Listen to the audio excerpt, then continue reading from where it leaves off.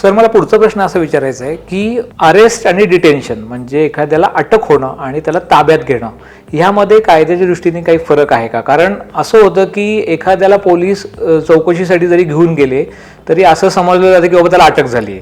तर अटक होण्याची नक्की कन्सेप्ट काय आहे किंवा ती परिभाषा म्हणजे कायद्याच्या दृष्टिकोनातून अटक होणं म्हणजे नक्की काय? आता मी परत सांगतो, आता गुन्ह्याच्या नेचरवरती डिसाईड होतं.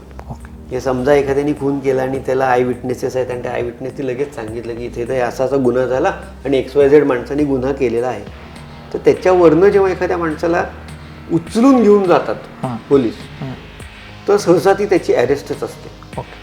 दुसरी गोष्ट, एखाद्याला बोलवून घेतलं चौकशीसाठी आणि त्याला चौकशीसाठी थांबवून ठेवलं किंवा आम्हाला त्याच्यावर संशय आहे, त्याला तिथं बसू देत, आमची चौकशी पूर्ण झाली की आम्ही सोडू, त्याचा काही आता हात नसेल तर त्याला डिटेन्शन म्हणतात.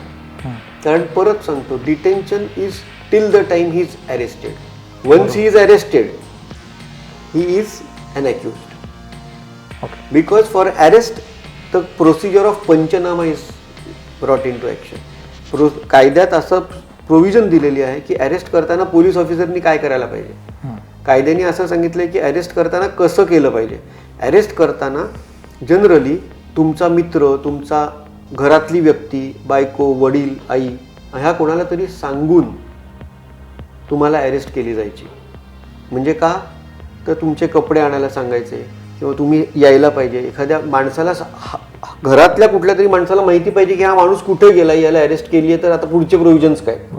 दुसरी गोष्ट, आत्ताच्या BNSS मध्ये त्यांनी असं सांगितलंय की अरेस्ट करताना जनरली जो माणूस अरेस्ट होतोय त्याचा नियर अँड डिअर रिलेटिव्ह असलेला उत्तम, त्याच्या सहीनीच पंचनामा झाला पाहिजे आणि त्या अरेस्ट पंचनामावरती जो माणूस अरेस्ट झालाय त्याचीही सही पाहिजे.